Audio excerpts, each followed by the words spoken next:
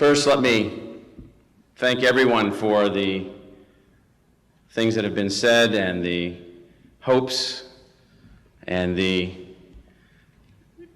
coaching from John and Pete, which has been immensely helpful. The regents and their support, the welcome that Sybil and I have received since we came to Arizona. We're still in, and I'm still in, sort of a state of, I guess they call this the honeymoon, the happy bliss of learning all that this place has to offer, all that this university has to achieve, all that we can do with this university as we move it into the future.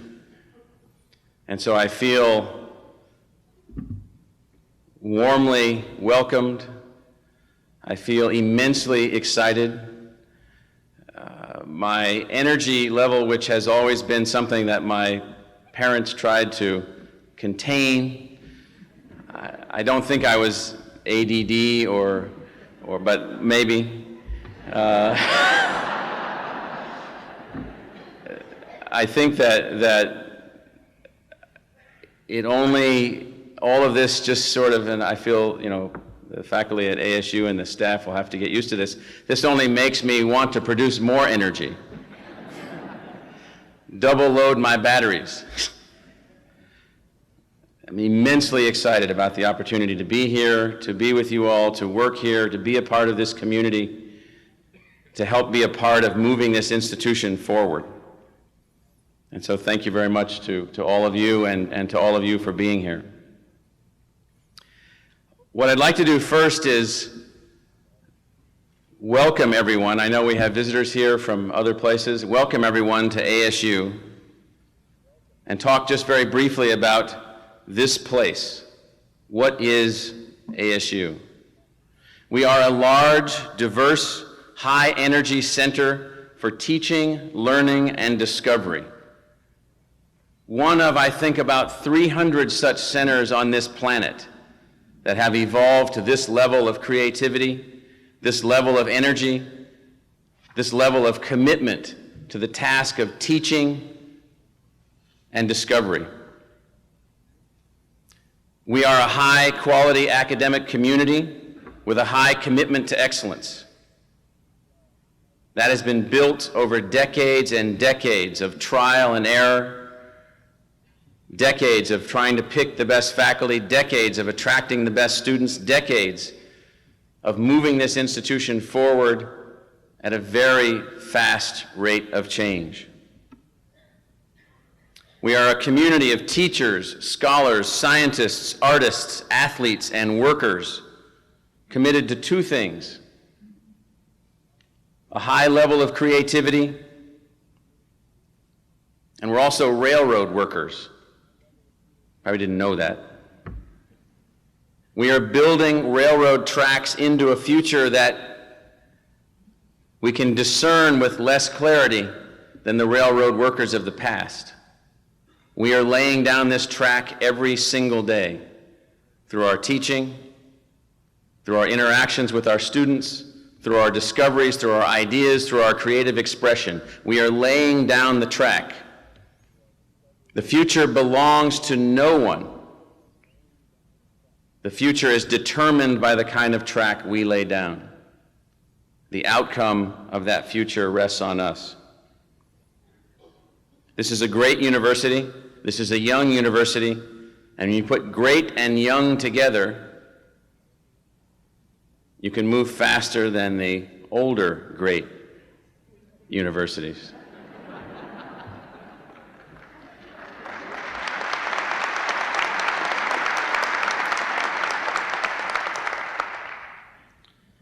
This event is our version of a 1,000-year-old tradition. This medallion, that mace, this academic regalia. This is our connection to the past. This is our connection to the class of institution that we represent.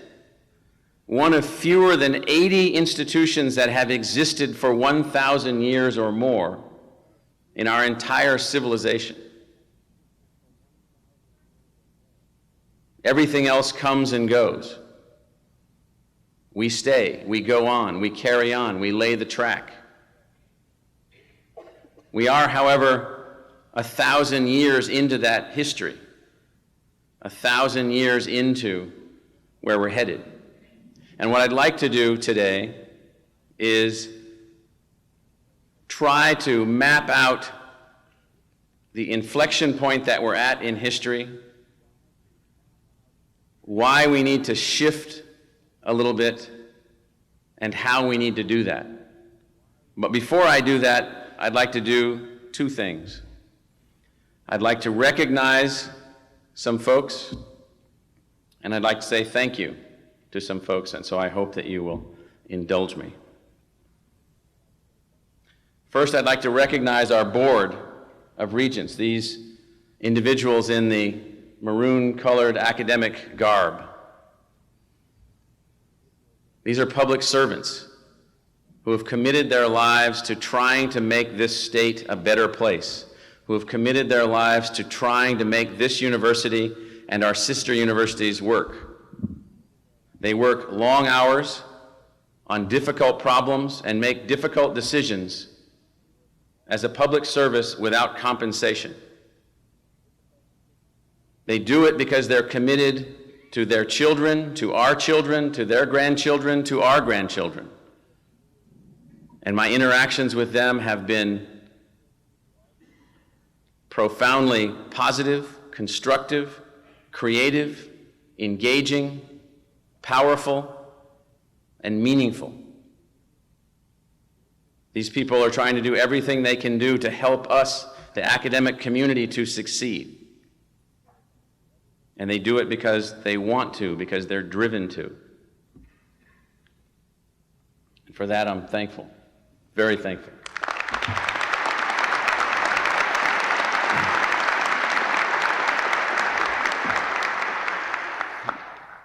Second, I stand up here as but one individual, and I feel a bit overwhelmed by all of the focus on me, the individual.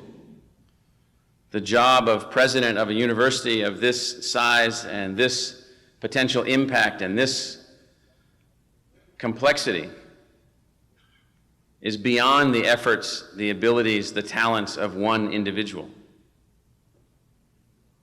So I have a team, a front line, so to speak, that's working with me on a day-to-day basis every day, intensely every day, to advance the hopes and the aspirations of our faculty and the hopes and the aspirations of our students, as well as the hopes and the aspirations of the Arizona people at large.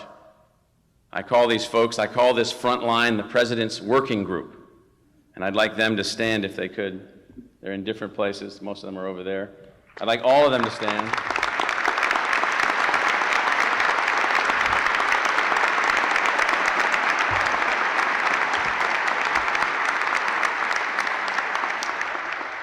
These individuals, academics,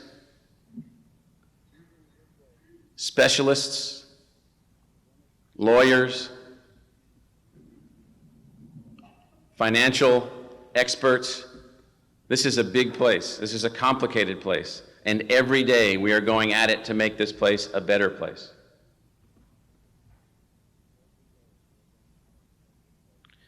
We have two former presidents here, Laddie Kaur and Russ Nelson.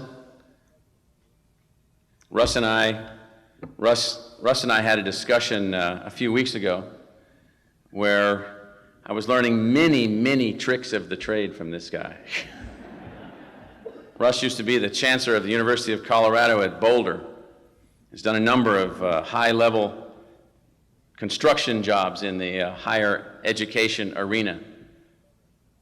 And Russ laid the foundation, and I can see the results of his work in many of the faculty that I meet, many of the programs that I see.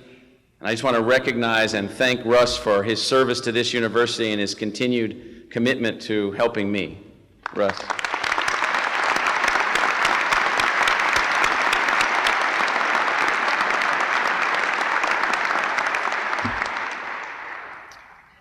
was trying to think about the best analogy to describe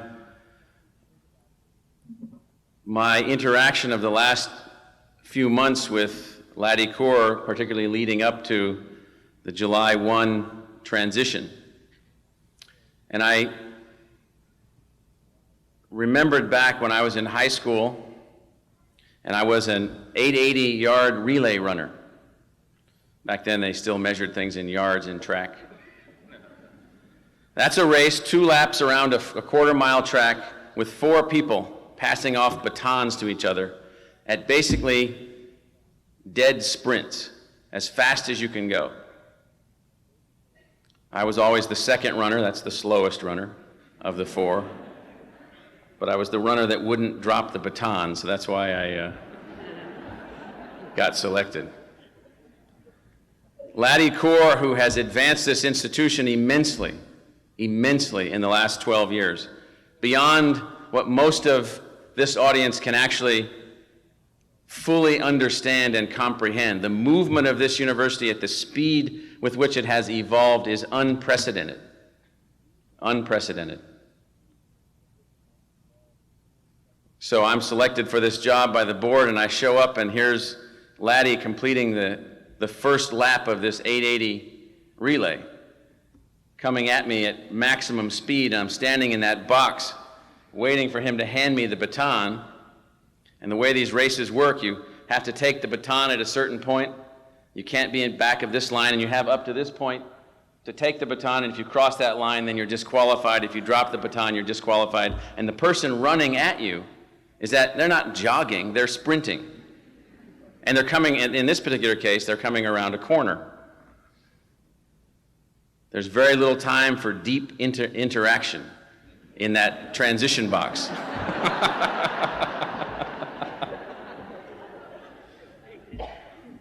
Laddie entered the box, passed the baton, yelled, "Carry on." And I started moving at the same speed that he's been moving, hoping to pick up some time. And so it goes without saying that the ability to do that on the part of the first runner, the baton passer, who's gotten us to this point, and can do that with that speed and that alacrity and that focus, it's unbelievable. So I thank Laddie Kaur immensely.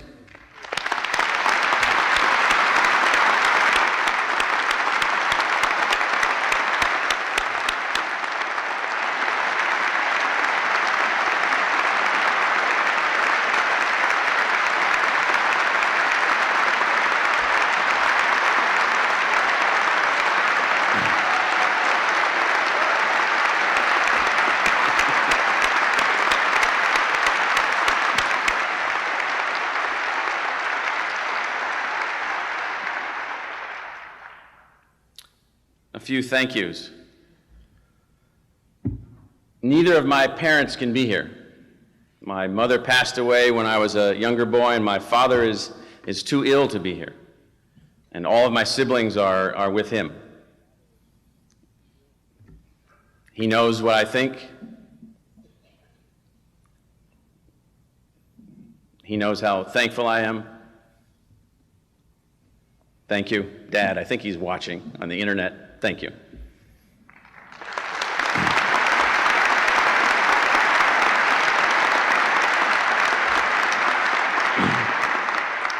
We are an institution of teachers. Teachers first, teachers last, teachers always. 2 teachers have affected me more than any other, and I think both of them are here. I know one of them is here. There's the other one. My teacher and mentor for over 20 years, my professor, my master teacher, Barry Bozeman.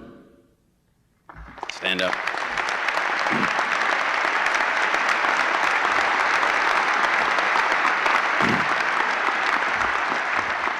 Barry is the Regents Professor for Social Science, the first of that type at the Georgia Institute of Technology, and he took me under his wing in 1981 and 1982 and never let me out. And so he's my teacher and my friend. Another master teacher who worked with me and nurtured me the last 11 years, Jonathan Cole, the provost of Columbia University, is also here. Jonathan.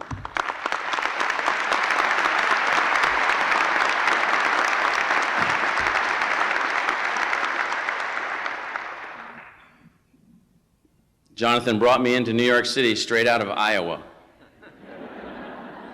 Ames, Iowa. He said, I don't know. This is a pretty rough place. But my teacher Bozeman and my teacher Cole have taught me much every day for over 20 years. And I'm very thankful that my teachers can be here as we move forward as teachers. I want to say thank you to my family and friends. Many are here, including friends from high school, from college, from graduate school. And all of my family is here, and Sybil's family is here, except my siblings. And I say thank you to them because they, unlike most of you who only have to put up with me sometimes, they have to put up with me all the time. And I'm calm at work.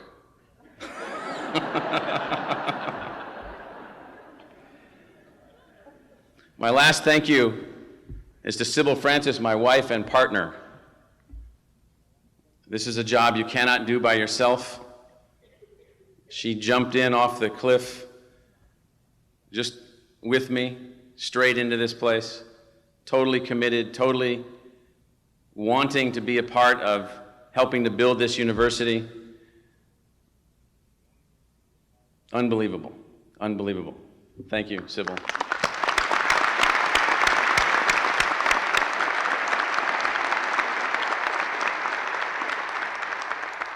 So before my proposal, some commitments. Would the students of ASU that are here stand up? I know they're somewhere, hopefully.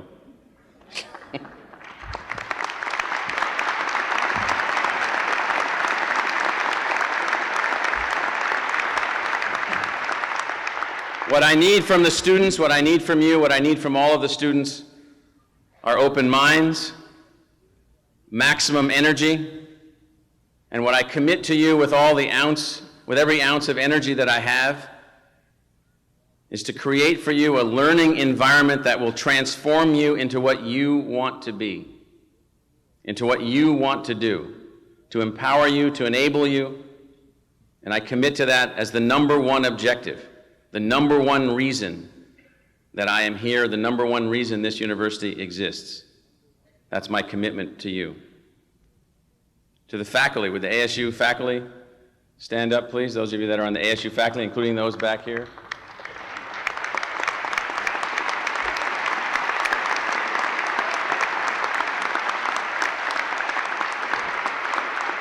From the faculty,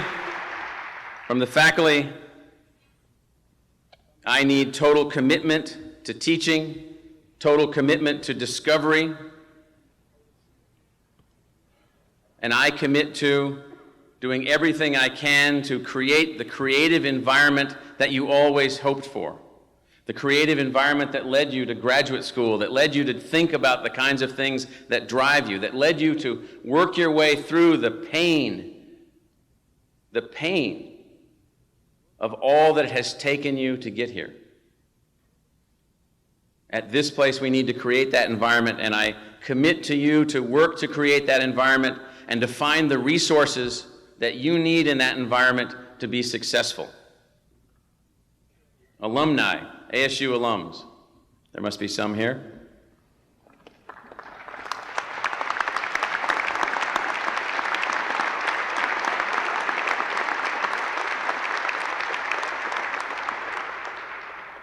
From the alums, I need ideas, I need energy, I need input, I need investment, code word money.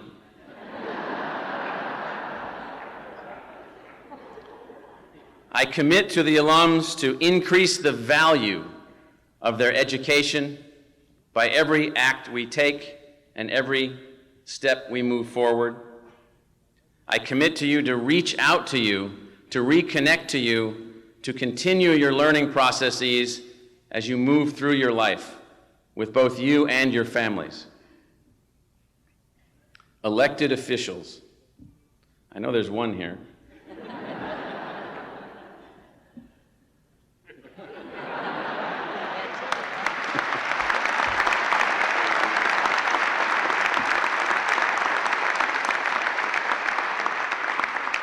What I need from elected officials is a commitment to the future, not to some marginal debate about the present, not to some rancorous discussion about the budget shortfall that happens to occur in the third quarter of the year 2002.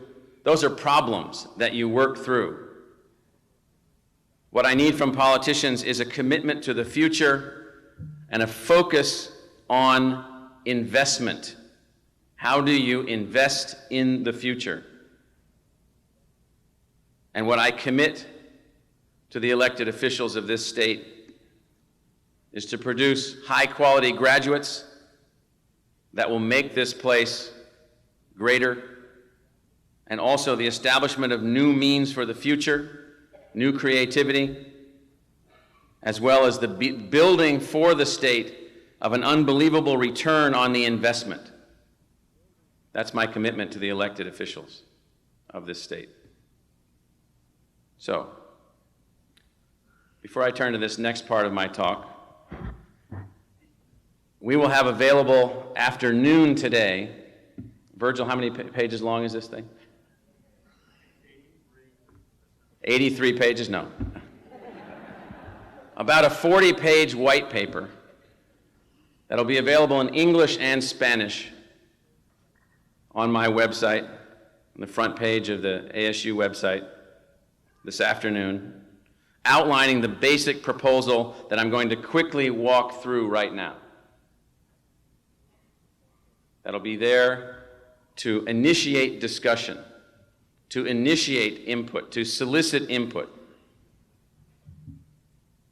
It is an idea about what this university can be. And I want to get it right, so let me just read one paragraph from that proposal. This is the basic proposal. I want to propose to you a new model for an American research university, one that measures its academic quality by the education that its graduates have received rather than the credentials of its incoming classes. One at which researchers, while pursuing scholarly interests, also consider the public good, what I call the Pasteur principle, which I'll talk a little bit about. One that does not just engage in community service, but rather takes on responsibility for the economic, social, and cultural health of its community. A new kind of focus, a new kind of direction. And I believe that ASU is the place that this can be done. Arizona is America's last, in many ways, unmade place. It is an unmade place. It is a place still transforming before our very eyes. Metropolitan Phoenix is evolving rapidly and on a very large scale, a scale that most of us can't understand. The cultural drivers here mandate that Arizona State University become a new kind of American university, not a weak version of some distant university ideal, growing weaker and weaker over time. Now, it's not that that ideal isn't great, it is. In fact, it has set through the last hundreds of years what I call the traditional gold standard. And 15 universities in this country are the holders of that gold standard. Columbia, Harvard, Berkeley, we'll meet them in a different forum tomorrow, Stanford, MIT, Illinois, Wisconsin, schools that most of our faculty have either attended or have been educated by faculty that attended those schools. This standard of these schools is an excellence based on focused, careful selection of intellectuals to attend and to participate in their educational processes. The standard is one where you advance traditional disciplines focused on competitions that are in many ways irrelevant to location, making the faculty a freewheeling, free agency class, somewhat like baseball players, moving from place to place to place, seeking their best opportunity, not to impact that place per se, but to advance their field. Now, while those universities have been unbelievably great in their achievement, significant in their impact, powerful in their reputations, the result has often been elsewhere that organizational clones, either at the full university level, at the department level, at the discipline level, have ended up being a pale reflection of that distant ideal.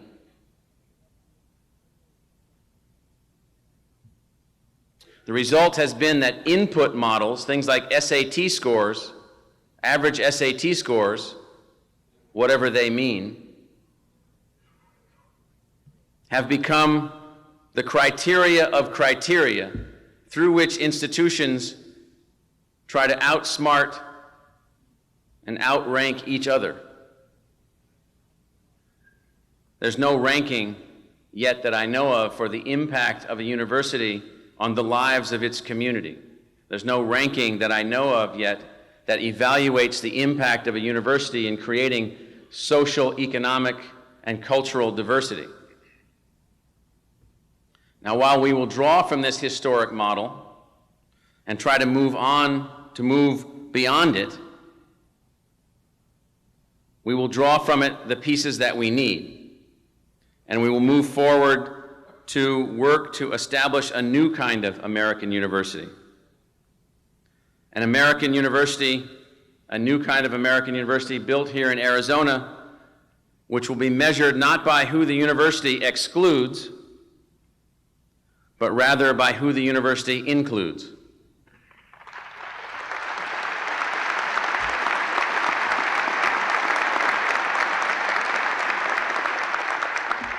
Our new American university here at Arizona State will admit students with different interests and indicators of ability, not a narrow band indicator of ability or interest. Our new American university will judge the success of our institution by the success of each student on a case-by-case basis. You came with X, you left with Y. Our new American university at ASU will adapt to the waves of social and demographic change by getting out in front of those changes rather than trailing them, which is what we're doing now. We will understand them and engage in them by diversifying both by gender, by ethnicity, and by race, those that make up the cadre of our intellectuals that are the heart of our university.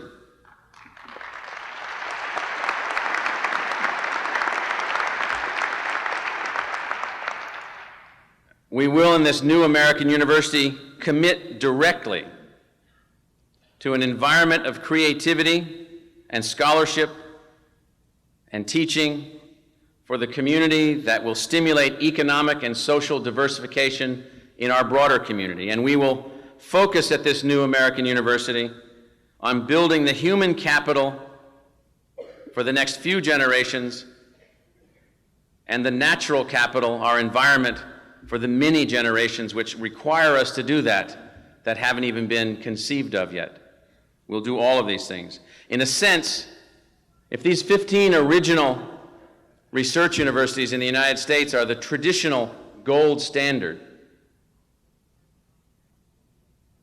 is our job actually to try to replicate one of those in this location, hoping that it will have the kinds of impacts that this community needs? Or is it in fact the bigger challenge for us to move forward and to design a university that sets a new gold standard. I think that we must move forward and try to set a new gold standard, a new kind of institution.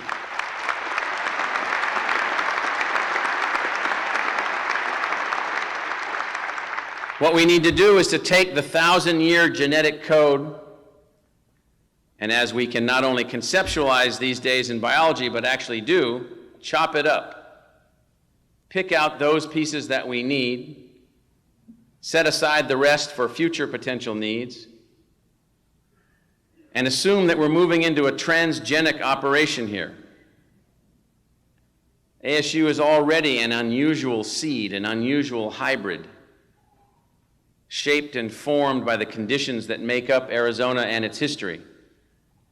And we take those pieces of that genetic material from our 1,000-year-old tradition and those 15 leading universities here in the United States, and we take those pieces and we insert them into us, not in hoping to grow into being one of them, but in the hope that we can grow into being an entire new type of university, one deeply, deeply committed and linked, connected right at the hip to the community in which we are embedded. Now, how do we do that? Well, here's 8 things that we need to do, and I'm going to go through these quickly because you'll have a chance to look at this if you have a chance to look at the white paper. We have a number of design imperatives. Now, in the genetic analogy, that means we need to find ways to create this capacity within our university to do 8 things here that we're not doing at the level that we need to be doing to take on this new kind of role. First, design imperative number 1. We must embrace our cultural and socioeconomic setting. We must embrace it. We must be influenced by it. We must be consumed by it. We must move out into this transforming socio-cultural setting and do things. Here's 2 things that we're going to do. 2 of many, but 2 examples. We're going to accelerate the Greater Phoenix 2100 planning project and basically say, you know what? Anybody that tells you that you can't plan more than 10 years into the future hasn't thought long enough or hard enough. We're going to take a 100-year time frame and say, what will it take to build a sustainable socioeconomic setting here, all factors, all variables, 100 years into the future.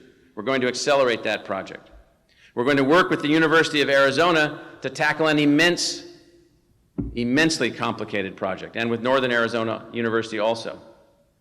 The Phoenix metropolitan area is the largest metroplex in the country that lacks an active, research-oriented medical school. We're going to join with the University of Arizona. They're going to be moving in cooperation with us and Northern Arizona University, new programs, new facilities to metropolitan Phoenix, and we're going to help the University of Arizona to build a Class A plus medical school with research programs and research facilities here.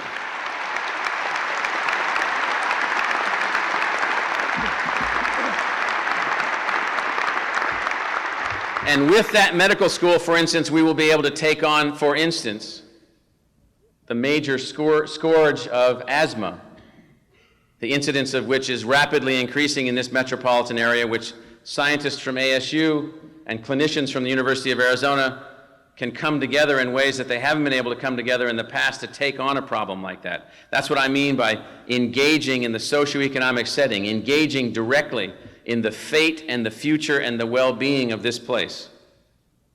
A second design imperative. ASU must become a force and not only a place. Right now we're a place. You get in, you apply, you get out, you flunk out, you go away, you graduate. All the terminology is place, boundary. Not very permeable. We need to be both places and a force. We need to become a force. We need to become a ubiquitous presence, a driving force in neighborhoods, in schools, in families, in the government, in museums, in retirement communities. That little red and maroon and gold logo everywhere, everywhere. What we have to offer is too valuable to hold it close. A third design imperative. Arizona State University must become, its faculty, in their own individualized ways, must become entrepreneurial forces, and I don't mean money makers. They must become creative agents, creative forces, driving to do things in new and different ways. Now, since July, we've started one piece of this, and one piece only. We have initiated the Arizona Biodesign Institute and have committed $110 million of additional funding, in spite of everything else that's going on, to get this institute off the ground, to demonstrate a new kind of science, a new kind of commitment to humanity, a new kind of entrepreneurial spirit. The first facilities for this program will open in the late fall of 2004, and that facility will become one part of the anchor of the transformation of this community into a part of the knowledge economy related to biology. Design imperative number 4, something I call Pasteur's principle. Louis Pasteur said, "I can do great science and solve problems at the same time." Milk is dangerous. Water is dangerous. There's things living in it. Got to get rid of it. I don't understand the things, so I have to become a basic scientist to understand the things that are living in milk and water, so that I can both understand how nature works and improve upon the way nature works to protect humans and to make our quality of life better. And this operates across all fields. Pasteur's principle says that we need to be doing something at least with some notion of why we're doing it. Of why we're doing it. We have selected and will launch, as an example of this, not the only thing that we're doing, but as an example of this, a new center on religious-based conflict. The center will go with academic processes, academic culture, academic logic, and move to the front line of one of the major problems that our world is facing right now: conflict between religions. Let's not be abstract. Let's not be obtuse. Let's not be on the margin of the discussion. Let's use what we know how to do, how we know how to think, write, talk, communicate, analyze, and move it right to the front line of religious-based conflict. We will be initiating that center, among other things.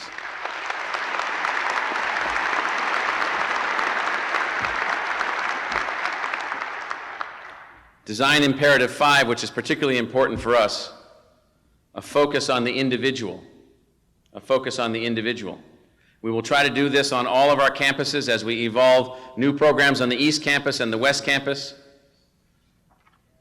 as we expand and create from the Barrett Honors College a new Barrett College, a residential community for students and faculty interested in intensive, community-based, liberal arts and sciences oriented instruction. We will revise our academic advising structure to try to take a massive institution with 55 or 60 or 70,000 students and learn in our smaller group learning, in our schools, in our colleges, how to work with these students as individuals. Design imperative number 6, intellectual fusion. You can't solve a problem by going to a chemist or a political scientist or an economist or an artist by themselves. You can analyze it, you can study it a little bit, but most problems are bigger than that. Most of the issues that we're confronting are bigger than that. We need to be an institution committed to intellectual fusion, the coming together of fields, while at the same time operating within those fields. And we have the capacity to do that. A group of our faculty in 3 biology departments, tremendous intellectual leadership coming from these folks, have collapsed their 3 departments into a plan to move into a fluid, dynamic, creative school for the life sciences with no more departmental boundaries, fusing these scientists together. They've agreed to bring into this school philosophers, ethicists, and social scientists to help them to think about the impacts of where biological science is headed. That's intellectual fusion. That's the moving together in new and creative ways. We've agreed to expand funding for the Institute for the Study of the Arts to help to facilitate more fusion between the arts, the humanities, the sciences, engineering, architecture, planning, and other fields that can come together to give us new perspective. That needs to be one of our imperatives, intellectual fusion. There's only two more. Design imperative number 7, social embeddedness. I won't spend too much time on this. I'll just try to say what it means. And I list in the longer document many examples. Every front, every school, every program, we must find ways to reach into the community and to impact the community in every possible way. Now, we do a lot of this already, but nowhere near enough. It sounds daunting, it sounds challenging. How does a faculty member cope with their students on campuses on the one hand, their research on another hand, their professional duties in their own disciplines on another hand, and then how do they become embedded in this community all at the same time? Well, you do that by finding ways to blend all of those things together. And that's what we intend to do, that's what we intend to facilitate on a number of fronts.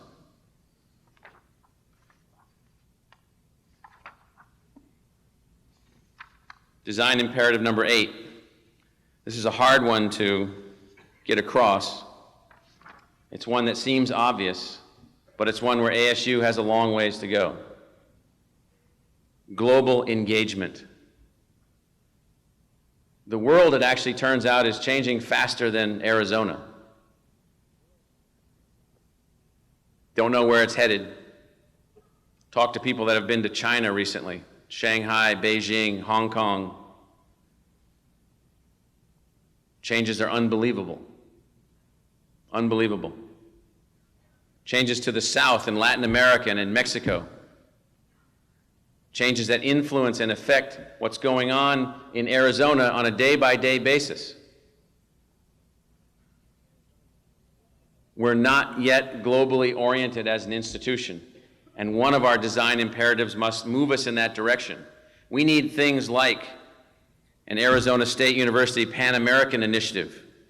We need things like an Arizona State University Center on Asian and Pacific Rim Trade and Development. Turns out we're as close to the Pacific Rim as many of the Chinese and other Asian cities that claim to be Pacific Rim cities, but I don't think we think that way or talk that way or engage that way, and we need to do that.